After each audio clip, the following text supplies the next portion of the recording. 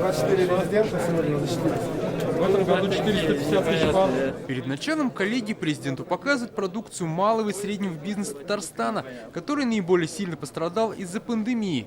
2020 стал настоящим вызовом для всей экономики. Сократились международные деловые и торговые связи, бизнес-активность, плюс нестабильность цен на нефть и курсы валют. В таких условиях Татарстан выстоял. Не прекращали работу крупные предприятия, сектора ПК и стройиндустрия. Для бизнеса запустили более 30 федеральных и республиканских мер поддержки. Общий объем финансовой помощи превысил 84 миллиарда рублей. Не могу сегодня не выразить слова благодарности президенту Российской Федерации Владимиру Путину, председателю правительства. Огромная поддержка населения. Только вот детям 18 миллиардов рублей. Это, на самом деле, аплодисментами давай поблагодарим страны.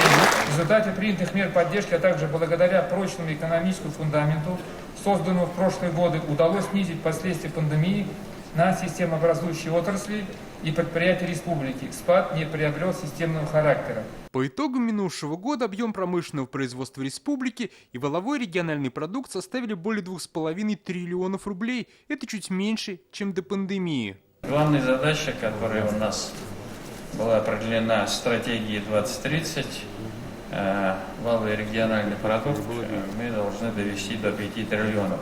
В нашей экономике не только крупные предприятия, это малый и средний бизнес. И, конечно, каждый район должен, муниципалитет, внести свою долю. Вот у нас ряд муниципалитетов.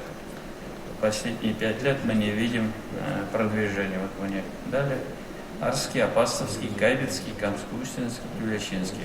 В коллегии по видеосвязи участвовал председатель Счетной палаты России Алексей Кудрин. 6 лет назад он занимался разработкой стратегии развития Татарстана. Сейчас достижения республики федерального экономиста радуют. Но, как он считает, стратегию нужно актуализировать с учетом реалий.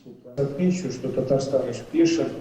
Сегодня, слушая доклад, я увидел, как много делается. В Татарстане есть то, на что могут равняться другие регионы. Сама стратегия тоже была таким в свое время. Например. Но за 6 лет много воды утекло, и особенно много нового, и часто весьма, зачастую неприятного, принес нам прошлый год. Поэтому я за то, чтобы провести процесс обновления стратегии. Не значит, что стратегия изменится кардинально, но необходимо убедиться в актуальности поставленных целей и ориентиров. Представитель федерального Минэкономразвития Андрей Иванов считает, что республике, как и всей стране, нужно активнее привлекать инвестиции и помогать инвесторам. Для этого на федеральном уровне планируют создать инвестиционный штаб, где Татарстан будет играть ведущую роль. Предлагаю создать наш такой совместный штаб и ежеквартально планировать нашу работу и подводить соответствующие итоги. Сколько сделано новых инвестиционных проектов, какие вопросы возникают в связи с их реализацией. Нам просто очень хочется, чтобы давняя такая задумка, которая у нас была с Русланом Ильичем, чтобы республика стала таким методологическим центром для работы всех регионов страны по созданию условий для привлечения новых инвестиций, реализации новых инвестиционных проектов. На этот год уже строят планы по экономическому росту. Для Татарстана амбициозная цель – без малого 4% ВРП за счет улучшения делового климата, расширения рынков сбыта и развития механизмов поддержки. Как итог – экономический подъем и рост реальных доходов населения. Дмитрий Аринин, Вадим Маларионов, ТНВ, Казань. Закажи рекламу на ТНВ. Телефон в Казани 5 705 100.